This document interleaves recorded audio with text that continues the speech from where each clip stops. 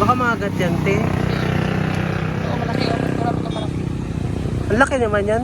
Ano yung lalaki, babae? Puro bakla. Paano yung bakla? Bakit dalawang bakla?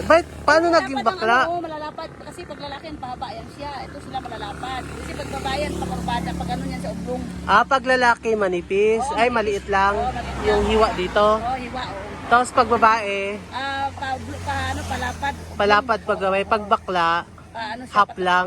Pataba. Mataba ba siya na malapad? Mataba na malapad. Ngayon ko nalaman na yung baklang alimango.